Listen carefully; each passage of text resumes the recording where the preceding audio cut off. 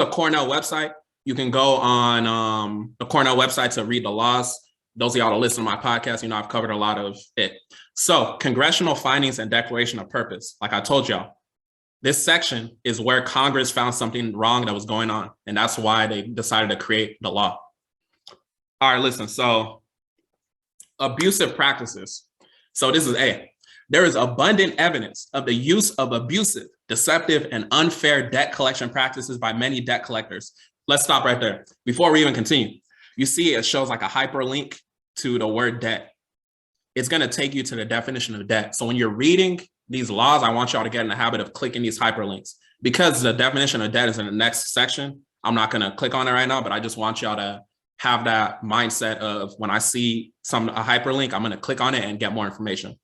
So just in that first sentence alone, there's a lot. There's abundant evidence. Abundant, what does the word abundant mean? It means a lot, right? So there's a lot of evidence. They didn't say there's a little evidence. They said there's abundant evidence of the use of abusive. Does abusive mean you're treating somebody right? No. Abusive, deceptive. What is deceptive? Deception. You're deceiving somebody. And unfair. 1692F, isn't that unfair as well? We're going to talk about it. Unfair debt collection practices.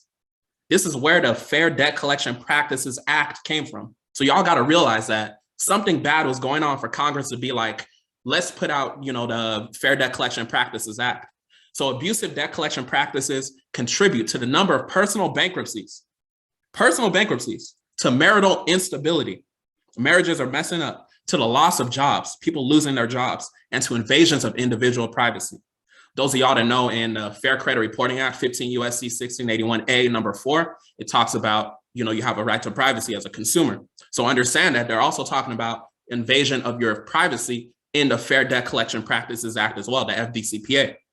So we only looked at one sentence or one section, abusive practices, right? So just really understand that there's a lot that really came into this. Congress didn't just wake up one day and be like, okay, let's just put out the FDCPA. It's because something wrong was going on as far as debt collection. They're not supposed to be collecting these debts from you. Everything is prepaid. We're not going to get too deep into it, but yeah, that's what's going on. So B, inadequacy of laws. So you don't need to pay too much attention, but it just says existing laws and procedures for redressing these injuries are inadequate to protect consumers. So basically what Congress is saying is that the current laws that were in place before they put out the FDCPA were inadequate. What does inadequate mean? Not adequate. What does adequate mean? Enough. If the laws were enough, that still wouldn't be good. For something to not be enough, it must be bad. Y'all following what I'm saying? So really just pay attention to, the different words and languages.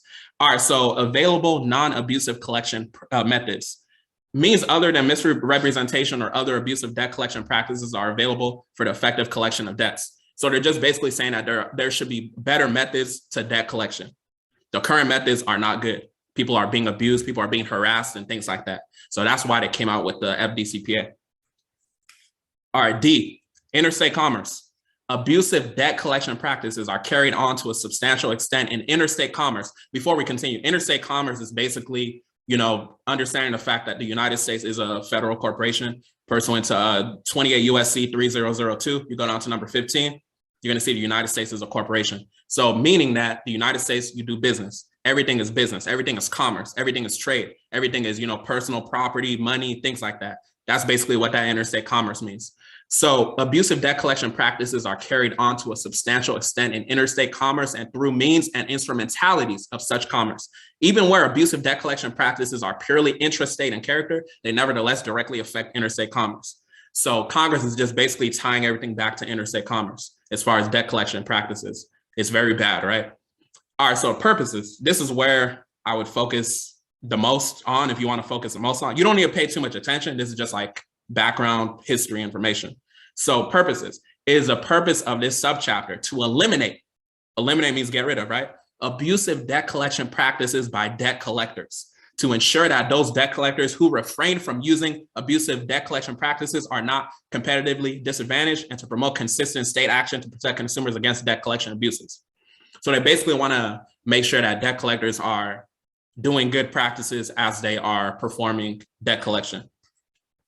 Before we continue, any questions on this section? I don't think there will be any questions, but I just want to give y'all the space if y'all have any quick questions.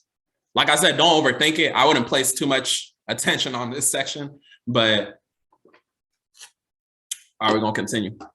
If you guys have any, I guess, deep questions too, save that for the end. If you somehow don't get to ask your question, save